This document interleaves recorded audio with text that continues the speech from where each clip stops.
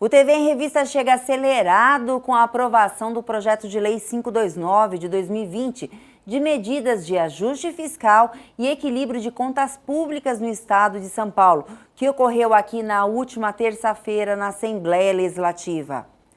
As compras pela internet aumentaram muito durante a pandemia. Por outro lado, o número de reclamações de consumidores também aumentou. E uma homenagem aos nossos mestres na Semana do Professor. O governo de São Paulo conseguiu esta semana a aprovação da Assembleia Legislativa do projeto de lei 529 de 2020, que é uma proposta de ajuste fiscal e modernização administrativa.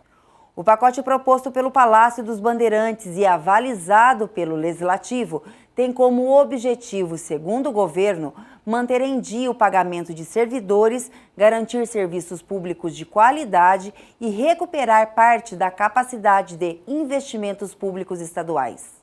Em uma sessão extraordinária realizada no plenário Juscelino Kubitschek da Assembleia Legislativa, transmitida ao vivo pela Rede Alesp, o deputado Cauê Macris, presidente da Casa, deu início aos trabalhos.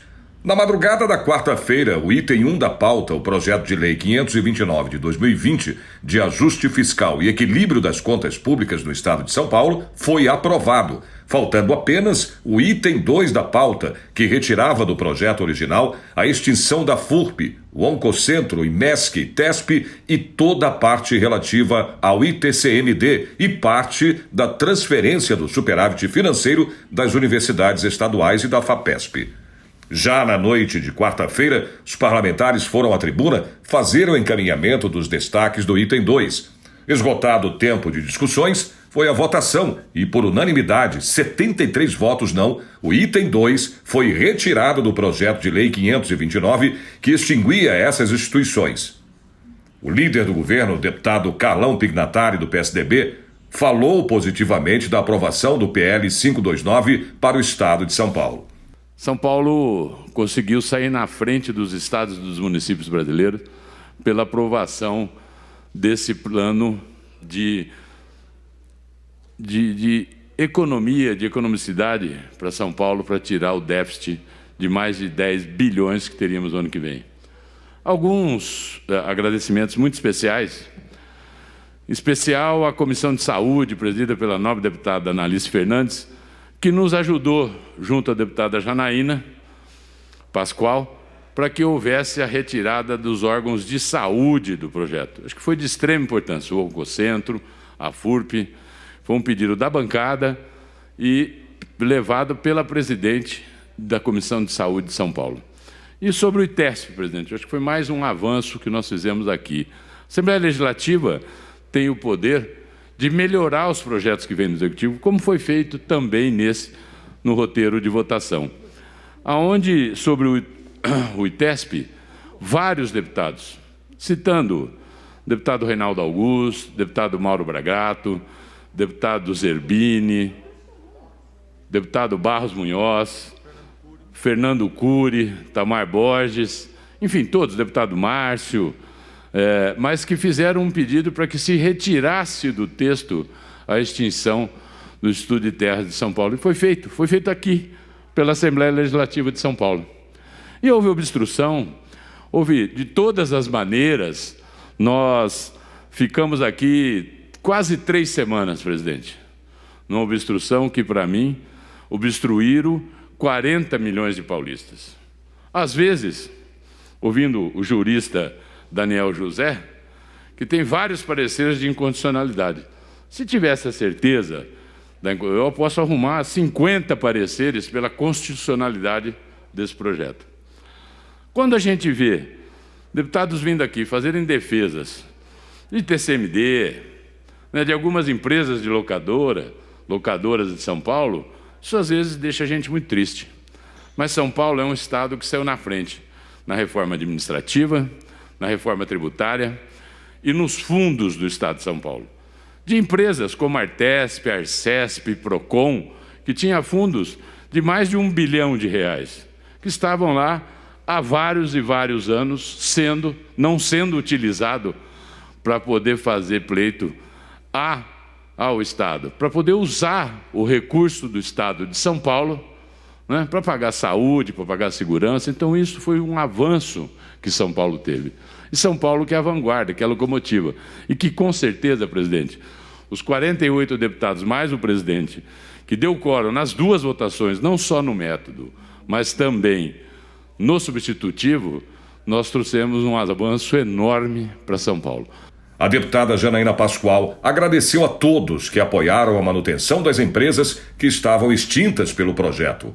Queria, nos termos do que eu falei ali, agradecer à oposição, à base, à esquerda, à direita, os independentes, todos os colegas. A votação foi unânime, né, que apoiaram a retirada desses destaques, a manutenção dessas empresas, a FURP, o Oncocentro, o ITESP, o IMESC. Acho muito importante que seja um trabalho coletivo. Conseguimos manter os fundos das universidades, da FAPESP, tirar toda a parte do ITCMD. E eu faço um agradecimento especial, né, todos os amigos aqui, mas ao colega Camarinha, que foi numa conversa, na nossa reunião da CPI das quarteirizações, onde eu estava muito chateada, porque desde o primeiro dia eu queria construir e, infelizmente, o diálogo não avançava. E foi o deputado Camarinha que viabilizou, vamos dizer assim, essa conciliação. Então, fica aqui um agradecimento especial. Na sequência, o presidente me telefonou e nós conseguimos chegar num denominador comum. Gostaríamos de ter avançado ainda mais, mas, como bem disse aqui o meu colega Taí, é a arte do possível. E o que foi possível para preservar as finanças e também esses serviços foi o projeto que a gente aprovou hoje e entrega para o povo de São Paulo. Muito obrigada, senhor presidente e todos os colegas. A deputada Analice Fernandes também agradeceu o empenho de todos os parlamentares na reconstrução do PL 529. Também de maneira rápida, meu querido colega, fazer esses agradecimentos a todos os deputados que se empenharam, que fizeram as suas sugestões, que discutiram intensamente em suas bancadas.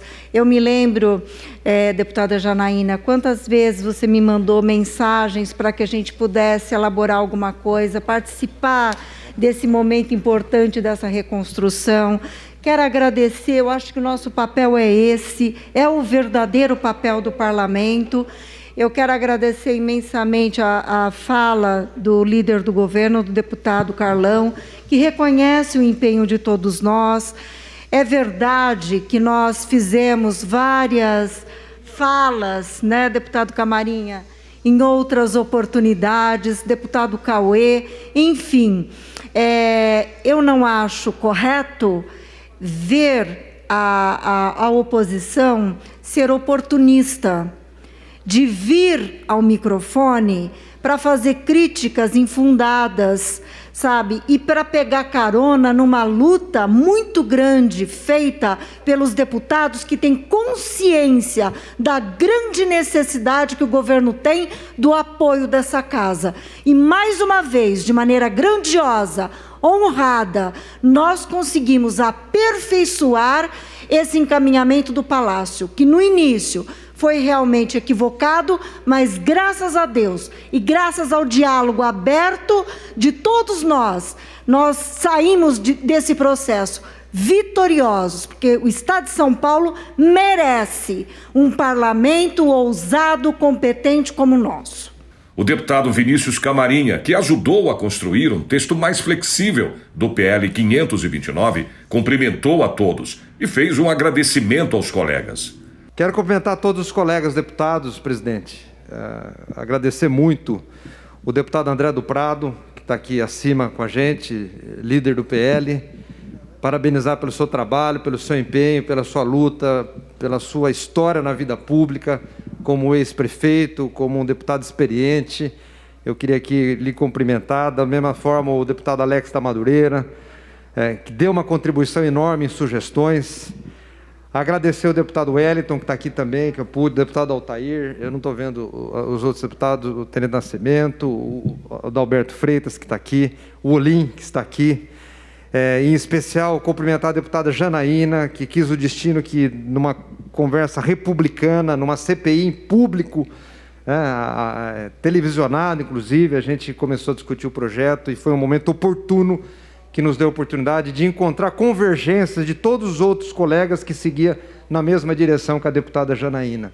E aí sim, avançarmos numa proposta de melhorias reais dentro de um projeto que chegou nessa casa. E essa é a função do parlamento, falar, discutir, encontrar ideias, encontrar boas soluções que vêm de todos os cantos do Estado de São Paulo. Vossa Excelência é uma jurista de universidade, doutora, que recebeu de todos os outros deputados do interior, gente de diversas regiões, de diversos níveis culturais, mas que também colaborou, que também deu uma colaboração para que nós chegássemos aonde nós chegamos. Quero também cumprimentar o deputado Márcio da Farmácia, que mesmo com Covid, doente, preocupado, dando a sua sugestão, a sua colaboração, isso foi quase mais de um mês aqui sendo discutido nesta casa. Em especial o líder do governo, o deputado Carlão Pignatari, que é o líder do governo, que foi o responsável por unir todas essas ideias, todas essas sugestões e fechar o projeto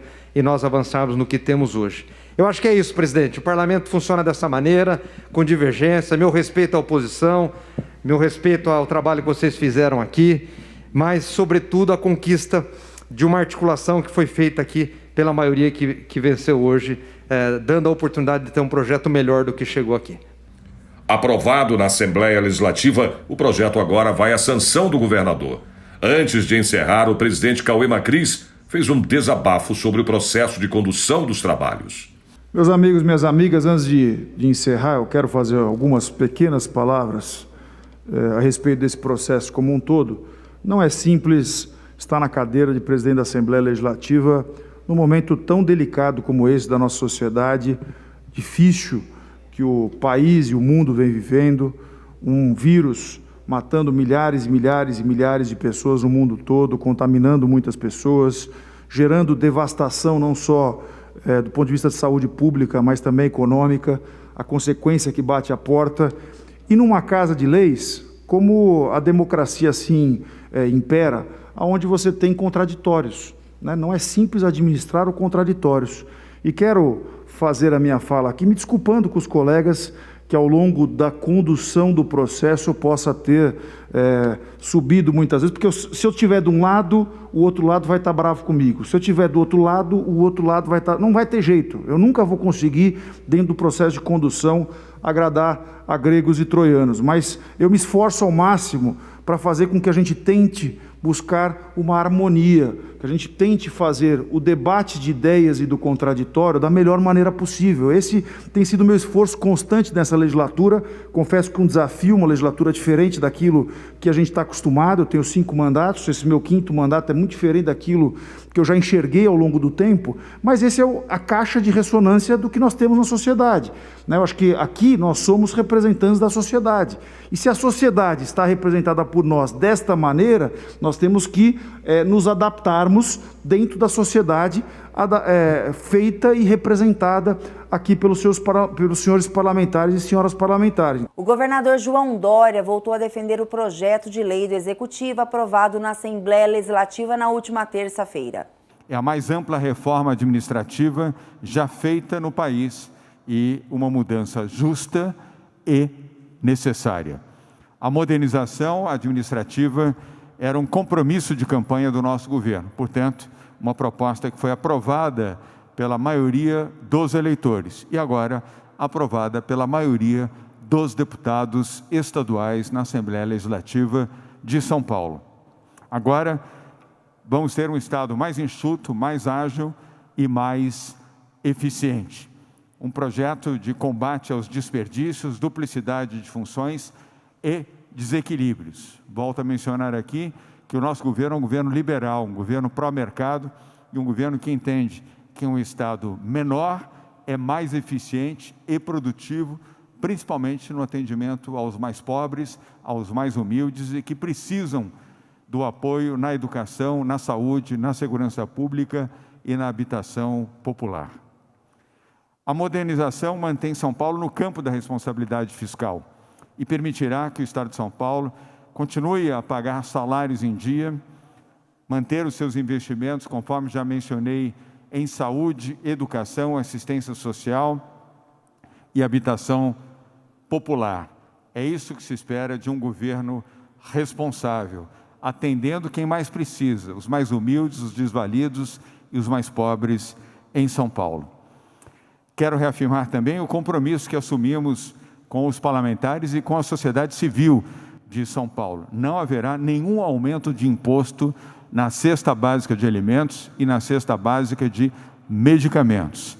E todas as alterações que foram propostas e a suspensão momentânea de incentivos fiscais em São Paulo é válido por 24 meses. Ao término desse período, tudo retornará no mesmo status em que temos atualmente nesta questão, neste tema específico. É um esforço concentrado para manter a qualidade fiscal e a capacidade do Estado de pagar as suas despesas e realizar os seus investimentos.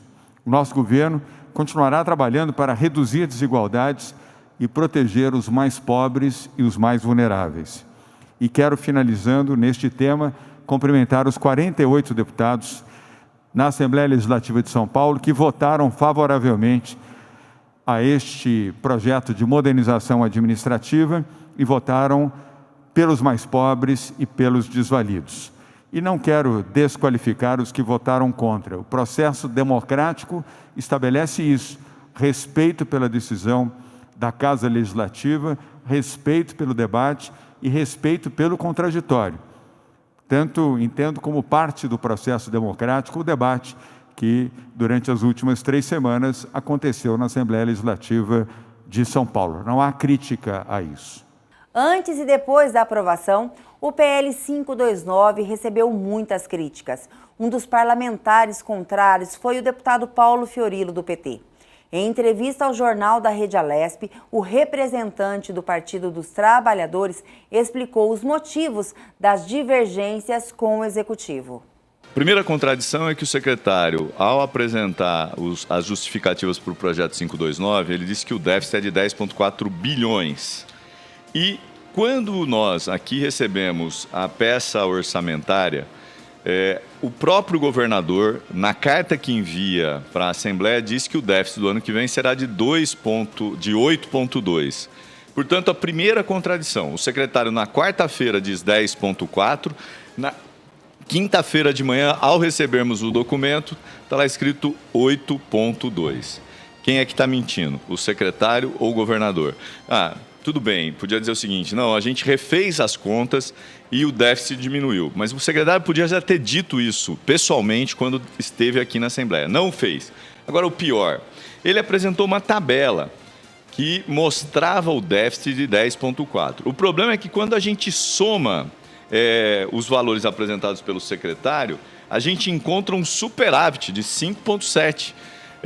Por quê? Possivelmente porque ele errou na soma, possivelmente porque eles fizeram de forma apressada, assodada, sem o devido cuidado e a devida cautela, como todas as outras questões que estão no projeto 529, que a gente chama de X-Tudo. Repare só, ontem teve aqui o representante da Artesp. A Artesp é uma agência reguladora que vai receber a MTU se ela for extinta. Nós questionamos, tanto eu como o deputado Maurici, se a Artesp estava preparada, se a Artesp entendia que ela podia incorporar. O diretor, o Persoli, ele tinha muitas dúvidas, porque ainda não está desenhado, ainda não sabe como vai ser, como é que você incorpora. Então, me parece que esse projeto careceu e carece de aprofundamento, de estudo, coisas que o governo não fez. O governo tomou uma decisão: vamos extinguir 10 instituições, vamos diminuir o desconto de IPVA para aquelas pessoas que têm pessoas com deficiência, vamos aumentar a base de cálculo do TCMD sem aumentar a isenção fiscal. É um projeto que não atinge só os servidores, que a gente podia falar, não, vão demitir 5.600 funcionários num momento de pandemia. Não, eles vão demitir os 5.600, podem demitir os 5.600, mas pior do que isso, eles vão tirar dinheiro do bolso do contribuinte. principalmente na cesta básica, quando eles cortam de forma linear a desoneração do ICMS. Vai pegar a cesta básica, vai pegar remédios. O governo está dizendo, não vai ter nada disso, não vai atingir cesta básica. Bom, mas o que está escrito é isso. A gente não fala sobre o que o governador pensa, a gente vota sobre o que está escrito. Esse é o grande problema do projeto. Nunca na história dessa Assembleia um governo teve tanta dificuldade para aprovar um projeto com uma base grande como tem. O problema é que o projeto é tão ruim, mas tão ruim, que ele juntou partidos de diversas ideologias contra o projeto. Tem gente do PSL, do Bolsonaro, tem gente do Novo, tem gente do PT, do PSOL, do PCdoB, todos do PT, do PSOL, do PCdoB, mas tem gente de outros partidos que não aceitam mudanças que vão prejudicar ou os trabalhadores, ou que prejudica a população, ou que prejudica determinados setores. Você tem aumento de tarifa de taxa do IANSP, num momento tão delicado. Bom, aí a gente tem que ouvir deputado falando, se não aprovar, vamos ter cortes. Sabe qual é o problema do governo? Esse governo é medroso, ele é um governo que tem lado, porque se ele quisesse, ele podia cobrar, por exemplo, os que são inadimplentes, que estão devendo para o Estado, e que não é pouco, são 300 bilhões. Ele podia, por exemplo, propor um ITCMD para cobrar mais dos ricos. Não para tirar dos pobres, da classe média, mas dos ricos, dos bilionários. Um governo fraco, que não tem disposição de fazer esse debate, que quer aprovar toque de caixa. Por isso que ele não consegue aprovar. E pior, Lilian, o dado que eu trouxe ontem, que eu acho que é mais relevante para se contrapor a essa discussão de caixa. Hoje, o Estado tem, em setembro, aliás, não hoje, em setembro, que fechou agora, 45 bilhões em caixa. No mesmo período, em 2019, tinha 33. No mesmo período, em 2018, tinha 35. Esse ano de pandemia, de crise, é quando o governo tem mais dinheiro em caixa, guardado. O Fundeb, que é o Fundo de Manutenção e Desenvolvimento da Educação Básica e de Valorização dos Profissionais da Educação, ia expirar em dezembro porque foi uma saída provisória. Ele foi tornado permanente por meio de uma proposta de emenda à Constituição, uma PEC, aprovada em agosto no Congresso. Uma das mudanças é que aumentou a participação da União até o percentual de 23% do total do Fundeb em 2026. Antes, era de 10%. Mas a proposta do governo federal de retirar recursos da educação básica para compor a renda cidadã tem recebido críticas de especialistas, como é o caso do deputado estadual Carlos Gianazzi. Em entrevista ao jornal da Rede Alesp, o parlamentar do PSOL mostrou toda a sua decepção. Isso é um crime contra a educação pública brasileira. Primeiro que já foi muito difícil aprovar a lei do Fundeb. O governo Bolsonaro boicotou até o último momento, sabotou a votação, não queria.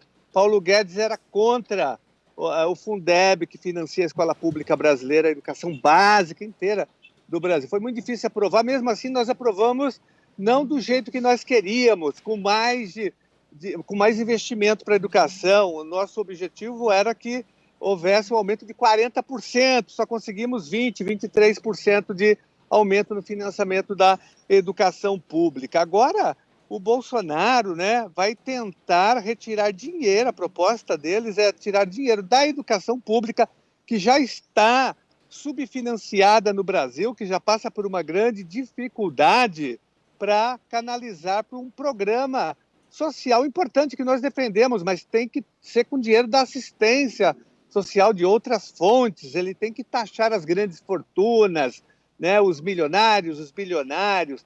Ele tem que taxar lucros e dividendos, as grandes heranças, enfim, as grandes fortunas.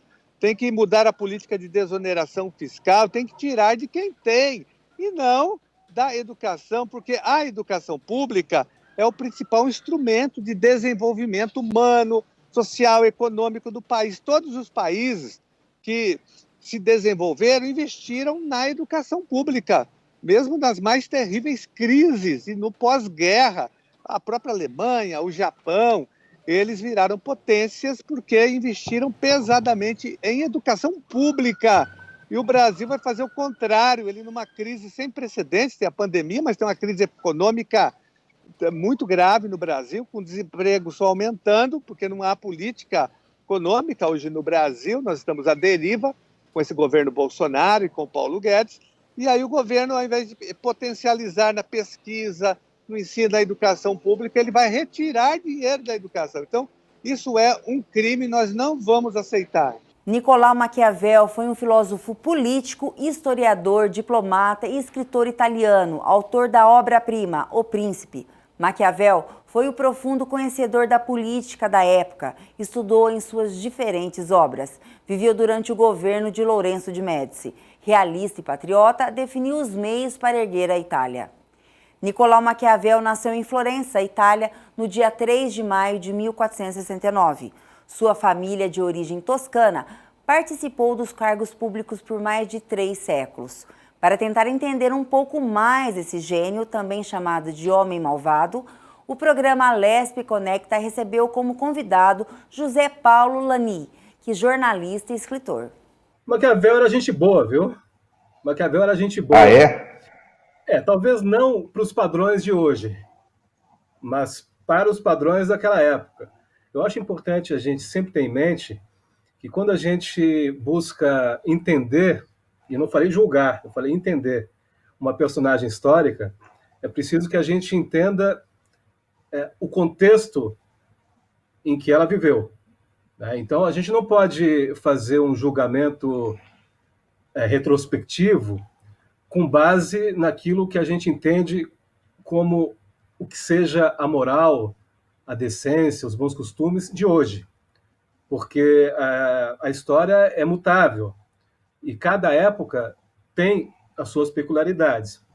Portanto, quando eu digo que Maquiavel era um cara legal, eu faço isso porque, na realidade, ele expressava e vivia de acordo com os valores daquele tempo, e não era uma pessoa que ficava pensando em fazer maldades, que queria o mal do seu povo, que desejava a tirania.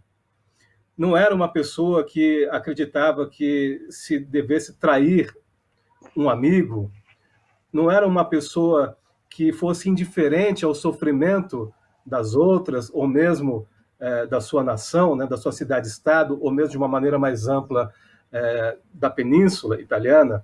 Não, era uma pessoa, por incrível que pareça, sensível não só aos problemas de quem estivesse ao lado dele, mas às necessidades e aos desafios que a sua sociedade estava vivendo naquele momento.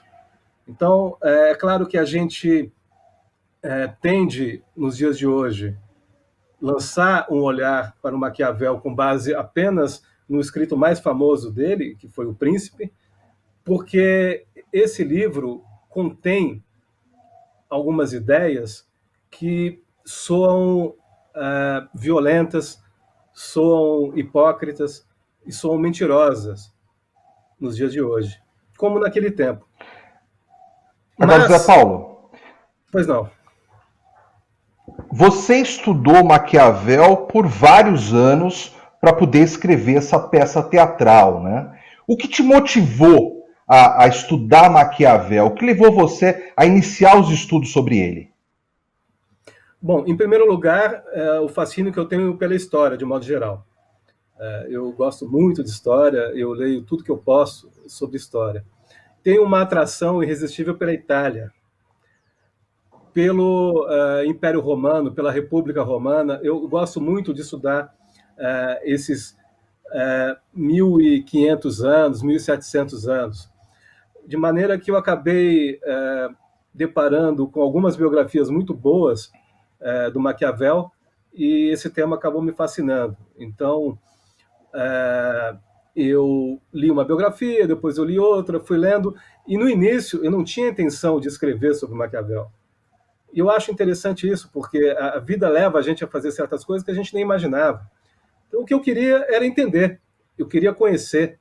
E o que me cativou também nessa personagem foi justamente as suas características mais simples, né, mais humanas do dia a dia.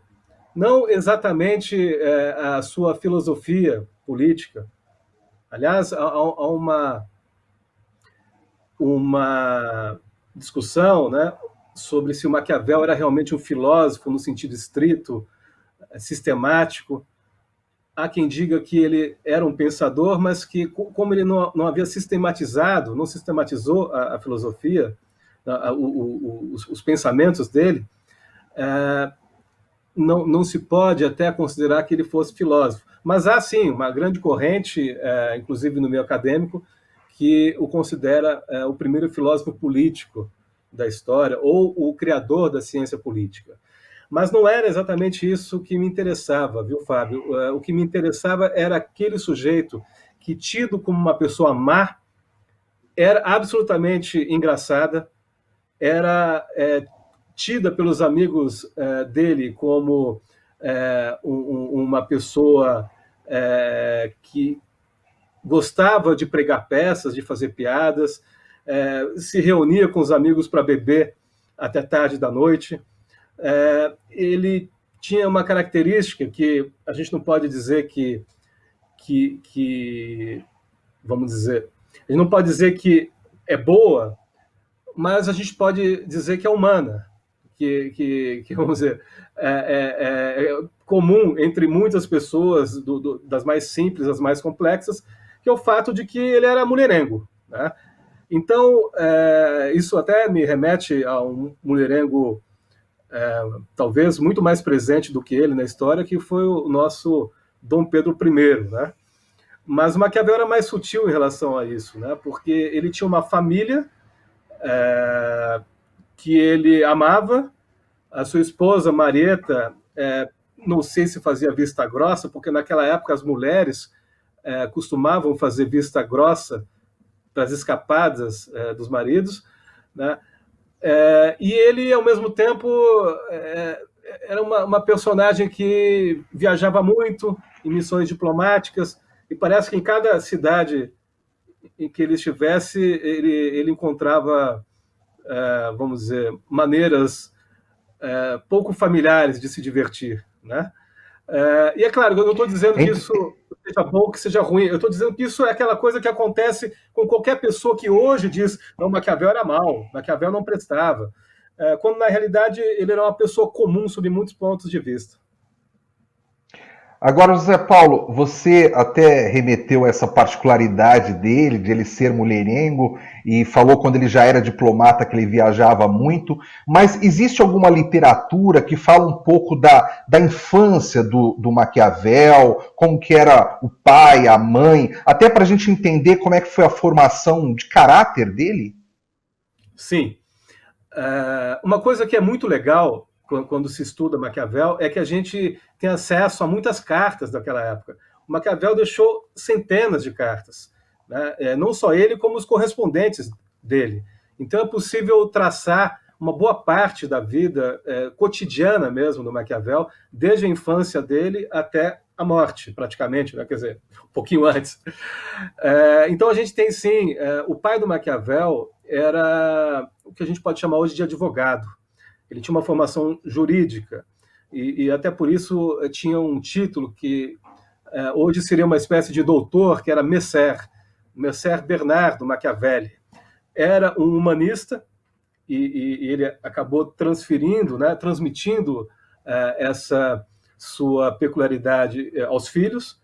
Era uma pessoa que lia muito, era um autodidata, também inspirou Maquiavel nisso, porque Maquiavel também era autodidata, assim como o pai. Então, havia um universo de muita leitura, muita literatura na casa do Maquiavel. A mãe do Maquiavel chamava Bartolomea, era uma mãe muito amorosa, e o Maquiavel tinha 3 irmãos, um rapaz e 2 moças. Esse rapaz, o Toto, que era mais novo, acabou se tornando padre com o tempo.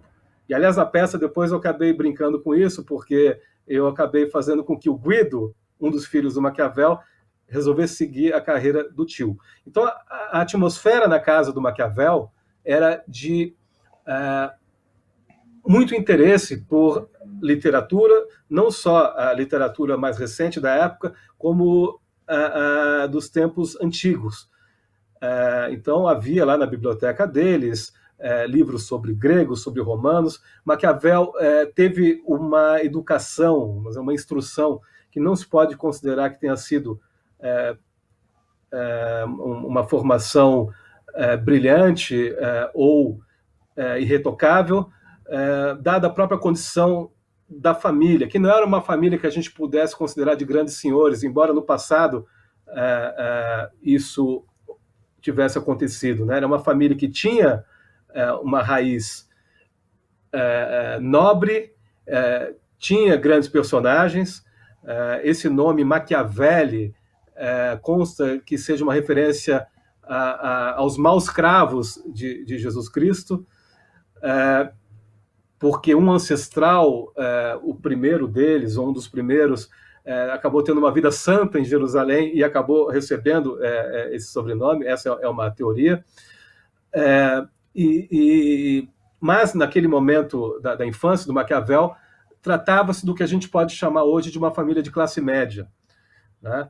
A partir daí ele teve, portanto, uma educação boa, mas não tão primorosa, que era a palavra que eu estava tentando encontrar, como outros da sua época, que tinham mais posses, mas havia, sim, um vigor, havia um interesse, uma paixão do pai dele por tudo isso, que ele acabou herdando, né? E uma dessas referências, para a gente entender essa influência inicial no Maquiavel, é justamente o fato de haver livros na estante sobre o Império Romano, sobre a República Romana, né? Para você ter uma ideia, um dos livros do Maquiavel é Discursos sobre a Primeira Década de Tito Livio. Tito Livio era um historiador sobre Roma, um historiador de Roma, um historiador latino.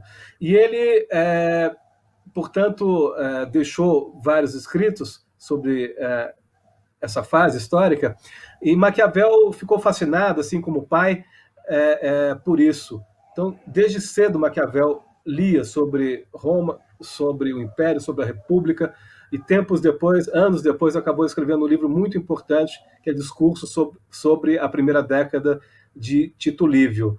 E um fato também bastante interessante é o de que parece que o pai dele conseguiu numa troca, ter esses escritos do Tito Livio, dando para aqueles que detinham, portanto, esses escritos, vinho, vinagre, uma espécie de escambo, entendeu? Que era comum naquela época, e a partir daí ele conseguiu a impressão desse livro, desses livros que acabaram influenciando bastante Maquiavel. Então, a gente tem uma família comum em Florença. Havia, sim, propriedades da família, mas não era nada que fosse muito pujante. Eram algumas propriedades que permitiam que a família vivesse em conforto, mas a gente pode entender, assim, a infância dele como uma infância comum, uma infância normal, como a de qualquer outra pessoa. O Museu da Casa Brasileira retomou suas atividades junto ao público a partir desta sexta-feira, com horário de funcionamento reduzido. De terça a domingo, das 11 às 15 horas até final de outubro, e das 10 às 18 horas a partir de novembro. Na reabertura, o museu opera com protocolos rígidos de higiene e segurança e inaugura 3 exposições temporárias e uma nova proposta para o restaurante. E no próximo bloco vamos ver 100 milhões de brasileiros sem acesso a esgotamento sanitário. E tem cidade do interior de São Paulo que usa drone para combater pragas nas lavouras. Aguarde só um pouquinho e voltamos já já.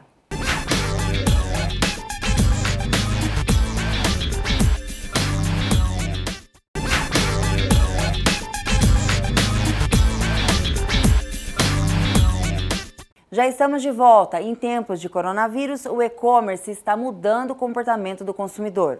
86% dos brasileiros conectados à internet realizaram compras durante a pandemia, segundo o relatório de setores de e-commerce no Brasil, realizados pela Conversion, consultoria especializada em marketing e comércio eletrônico. Por outro lado, o número de reclamações de consumidores envolvendo compras de mercadorias pela internet também aumentou. 20% após o início da pandemia do coronavírus, segundo o Procon. E o Jornal da Rede Alesp ouviu o advogado Leandro Nava, que é especialista no assunto. Código de Defesa do Consumidor, no artigo 49, ele traz aquele direito de arrependimento para as compras que são feitas fora do estabelecimento comercial. Ou seja, compra pela internet, compra por catálogo, compra por telefone. Tudo isso, o consumidor ele tem o direito de se arrepender dentro do prazo máximo de 7 dias corridos, contados da data do recebimento daquele produto. Ok, essa é uma situação. Outra situação é a questão do não cumprimento da oferta, que é o caso trazido aí por vocês. Comprei um produto, não recebi ele no prazo, mas eu recebi posterior. Pode gerar dano? Sim, pode gerar dano. Utilizando um exemplo, hoje, sexta-feira, dia 9, segunda-feira, dia das crianças. Vou comprar um produto, por exemplo, um celular, para o meu filho aproveitar esse período de escola, que está tendo escola online, aula online, os pais estão tendo que trabalhar. Um celular custa, por exemplo, R$2.000. Prazo de entrega, 5 dias. E o outro custa R$2.300, prazo de entrega, 24 horas. O consumidor, por livre e espontânea vontade, ele opta pelo valor maior porque tem aquela publicidade que foi ofertada que melhor lhe convém. Então, ele escolhe pagar um pouco mais para ter aquele produto ser entregue dentro do prazo que melhor lhe convém.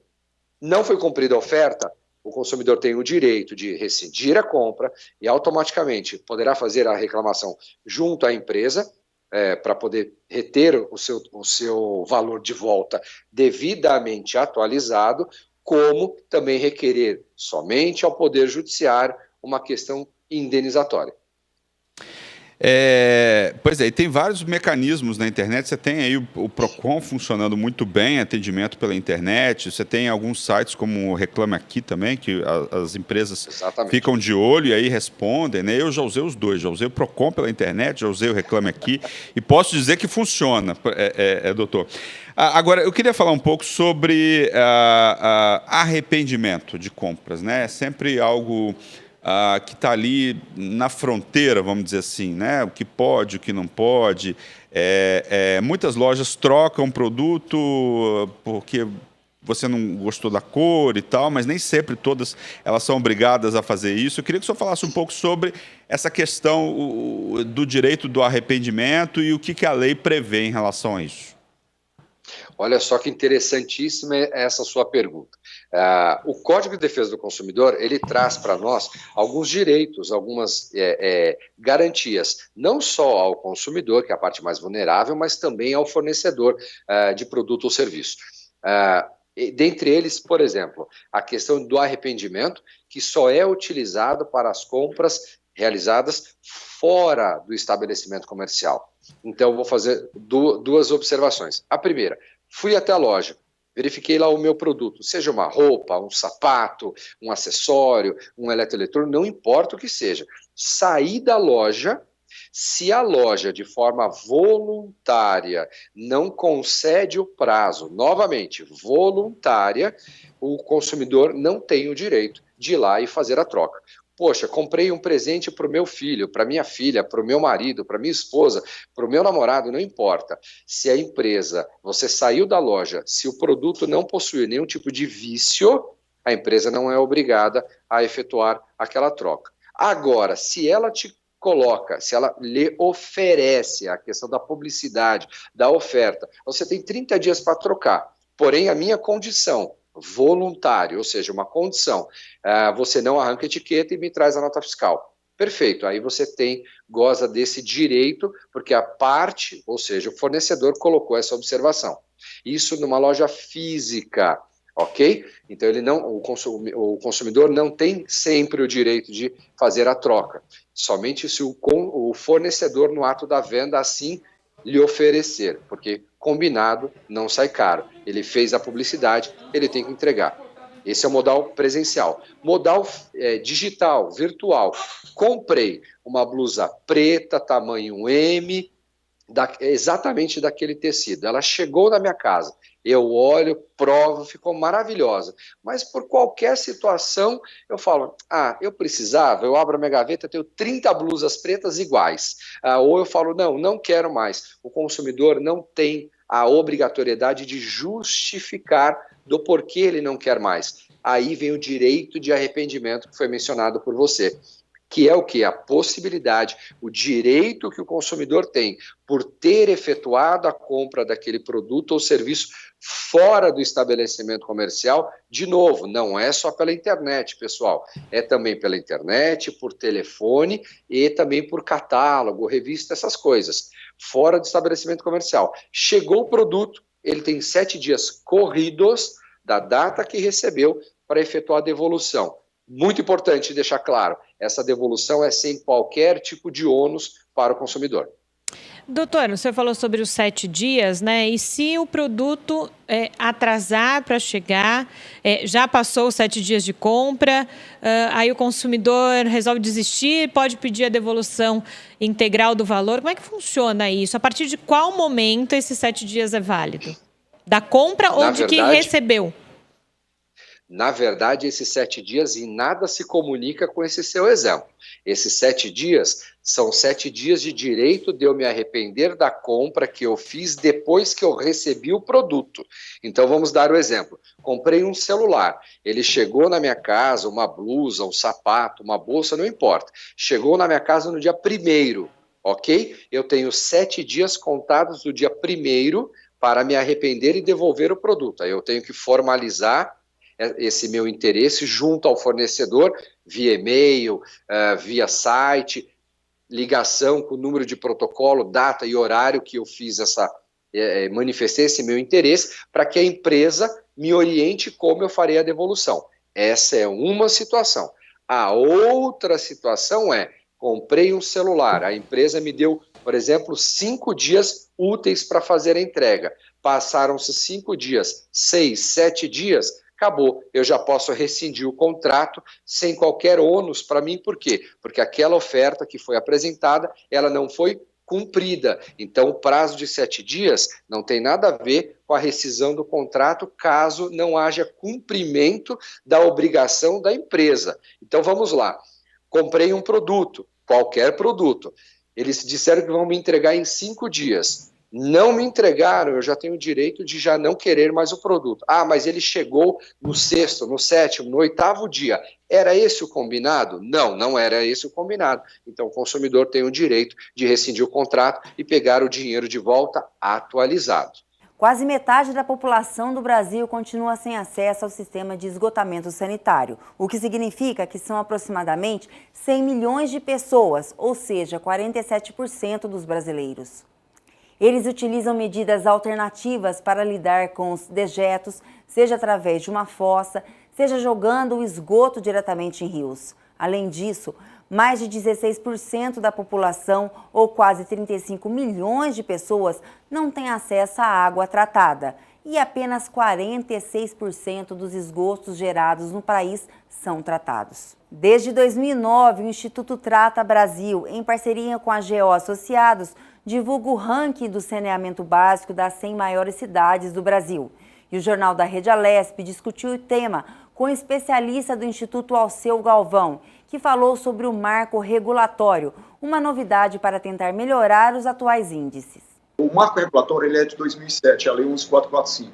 A lei que nós tivemos agora, a 14026, que foi aprovada e sancionada, ela trouxe um conjunto tão enorme de alterações. Ela modificou a 11445, ela modificou a Política Nacional de Resíduos Sólidos, ela modificou o Estatuto da Metrópole, ela modificou a Lei de Consórcios, que nós estamos denominando de um novo marco regulatório em função das profundas alterações. Basicamente, ela trata de 2 grandes alterações. A primeira acaba com a figura do contrato de programa. Por exemplo, a Sabesp em São Paulo, a Copasa em Minas, a Cagesse no Ceará, essas empresas firmavam contratos com os municípios sem a necessidade de um processo licitatório. Então, essa figura do contrato de programa ela acaba sendo extinta e, a partir de agora, tudo é licitação. Ou o município presta diretamente por meio dos seus SAAs, ou então ele licita, digamos, a concessão. E dentro desse ambiente, dessas novas alterações contratuais, o que nós podemos destacar é a determinação de metas para universalização, ou seja, até 31 de dezembro de 2033, 99% da população do município deve ser atendida com abastecimento de água e 90% da população deve ser atendida com esgotamento sanitário. Veja que anterior ao novo marco regulatório, nós tínhamos vários estudos e perspectivas de prolongamento, de postergação dessa universalização. E aí nós estávamos falando em 30, 40 anos, ou seja, de atraso de uma infraestrutura tão básica, e essa pandemia mostrou o quanto o saneamento ele é necessário, ele é urgente, haja vista que era a primeira grande barreira por vírus. Então, ou seja, a primeira grande medida que nós temos, a primeira grande alteração é justamente do ponto de vista dos contratos, com a fixação de metas para universalização, para atendimento, para perdas, para uso racional de energia, ou seja, tudo isso aí tende a trazer melhorias, né, para a prestação de serviço, obviamente melhorias para a população brasileira. Um outro aspecto que é relevante e que foi alterado é a questão regulatória. Houve a introdução da ANA, que é a Agência Nacional de Águas, e que agora passa a ser Agência Nacional de Águas e de Saneamento Básico, ou seja, ela entra como uma função de supervisão das agências reguladoras do Brasil, ou seja, as agências paulistas, no caso a Arcesp, a agência estadual, ou então a agência reguladora da bacia do PCJ, a Ares PCJ e outras demais agências do Estado de São Paulo, terão que seguir as normas de referência da ANA. A ANA vai editar um conjunto de normas de referência da ANA, de tal forma que aqueles operadores, municípios, governos que não obedecerem, digamos, que não atenderem essas normas de referência, né, os seus municípios, estados e prestadores não terão acesso a recursos da União, independente de ser oneroso ou não. Então, é fundamental, né, essa introdução da ANA, haja vista que até mesmo hoje no Brasil nós temos cerca de 2.000 municípios que não têm agências reguladoras, que não têm regulação. Então, há uma expectativa de que a introdução da ANA, como essa supervisora nacional e emanadora de normas de referência, ela venha trazer melhorias na qualidade da regulação infranacional do Brasil, venha trazer a universalização da regulação, que é outro elemento fundamental para que nós tenhamos segurança jurídica nos contratos, o acompanhamento dessas metas de universalização, e também ela vem trazer elementos de incentivo à governança regulatória. E aproveitando a oportunidade de estar falando na Rede Alesp, há um projeto de lei, né, que nos preocupa de sobremaneira, que hoje acaba tirando, de certa forma, a autonomia necessária para a Arcesp, né, em termos de ela como agência reguladora de saneamento básico, e vai no sentido da contramão do novo marco regulatório do Brasil, e é preciso que os deputados paulistas revejam essa discussão no sentido de fortalecer e não enfraquecer a regulação que hoje é realizada pela Arcesp. E hoje, Alceu, como é que ficou essa questão, então, do saneamento básico nesse momento de pandemia? A gente sabe que muitas coisas aconteceram nesses últimos meses. Nesse sentido do saneamento, de tudo que você tem falado até agora, como está nesse momento? Veja, nós temos ainda um déficit gigante, é um déficit que beira 100 milhões de brasileiros sem acesso aos serviços de esgotamento sanitário e mais de 30 milhões de brasileiros sem acesso aos serviços de abastecimento de água. E, de certa forma, a pandemia, ela desnudou um pouco esses números. Tá? O que nós temos, de fato, são bem mais brasileiros sem acesso ao abastecimento de água, porque abastecimento de água não é somente você ter a rede à disposição, é preciso que essa rede ela ofereça condições de fornecimento durante 24 horas por dia e 7 dias da semana. E aí nós tivemos problemas na pandemia da periferia das grandes cidades, onde havia rede à disposição, porém não havia um insumo água a ser distribuído. Então, a universalização, ela também compreende não somente a disposição, a disponibilidade da infraestrutura, mas também é necessário que o serviço seja prestado com qualidade, né? É necessário que o serviço seja regulado e fortemente regulado. E essa pandemia, a nossa expectativa, que é aliada ao novo marco regulatório, ela traga incentivos e instrumentos para que, de fato, nós possamos alcançar a universalização. Veja que em um passado recente nós tivemos uma lição que a sociedade brasileira não aprendeu, que foi a lição do mosquito Aedes aegypti. Né, o mosquito veio, né, trouxe a dengue, a chikungunya, trouxe várias doenças, a zika, e a causa principal, uma das causas principais, estava associada justamente à ausência de saneamento básico. Nós não aprendemos com as lições do vírus, do mosquito. Quer dizer, e agora eu espero que a nossa expectativa é que a sociedade, aliada com esse momento conjuntural da introdução do novo marco regulatório, nós possamos aprender e elevar a um status, né, maior o setor de saneamento básico. E é importante que a população, nesse momento um momento eleitoral, um momento de discussão que coloque junto a todos os candidatos, independente dos partidos, que coloque o saneamento básico na agenda política. Esses próximos 4 anos serão fundamentais, né, para que nós possamos pôr em prática, efetivamente pôr em prática, o novo marco regulatório, essas metas, há prazos, inclusive, para repactuação dos contratos, né, para que eles tenham essas metas de 2033 como horizonte e, de fato, nós possamos alcançar a universalização. A Secretaria de Agricultura e Abastecimento do Estado de São Paulo, por meio do Instituto Biológico IBAPTA, desenvolve pesquisa para controle de carrapato estrela e carrapato do boi, utilizando o controle biológico. A estratégia dos pesquisadores é utilizar uma cepa de fungo selecionado pelo Instituto, que se mostrou eficiente para o controle desses carrapatos em grandes áreas, como gramados, parques públicos e fazendas, por exemplo. E os pesquisadores do Instituto Agronômico estudam utilizar drones para fazer a aplicação do produto. O laboratório tem se dedicado bastante em estudar formas novas para controlar essas pragas, para que a gente possa auxiliar tanto prefeituras, né, pecuaristas, a melhorar a sua eficiência no controle destas pragas. O controle biológico usando fungos, né, para o controle do carrapato estrela e do carrapato do boi, né, já foi comprovado a sua eficácia. E agora estamos testando o uso do drone para aplicação. Então, além de outros aparelhos, o drone pode facilitar também a aplicação dos fungos, tanto em parques residenciais e mesmo nos pastos. Essa semana foi comemorado o Dia da Criança e na Zona Sul de São Paulo os pequenos ganharam incentivo da cultura para ajudar no tratamento. O Hospital Geral do Grajaú ganhou uma biblioteca infantil para crianças internadas e seus familiares. A ação é parte dos projetos Pequenos Grandes Leitores, que visa levar espaço de estímulo à leitura para crianças de 0 a 8 anos dentro de escolas e hospitais.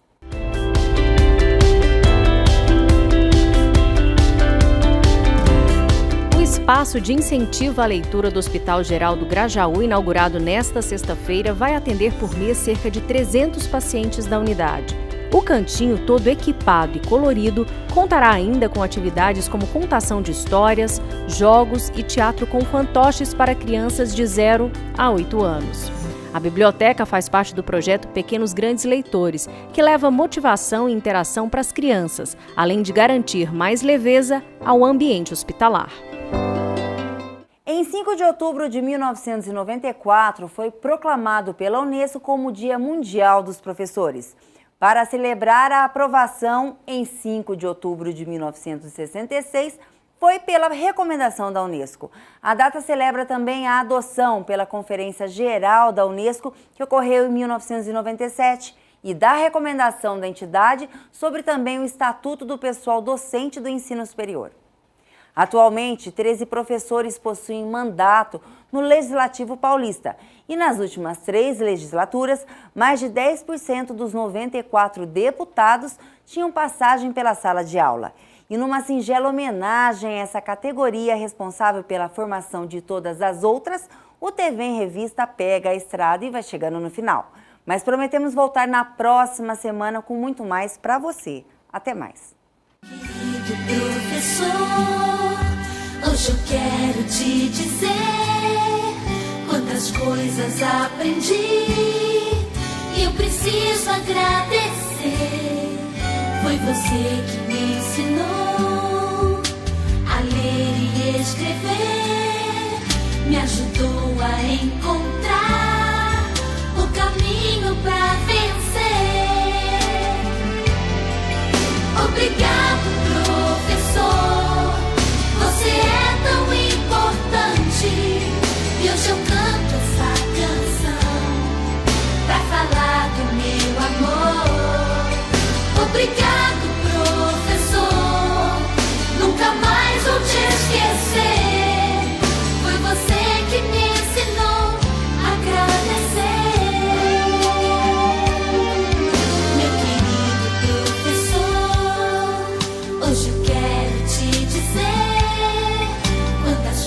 palavras aprendi e eu preciso agradecer. Foi você que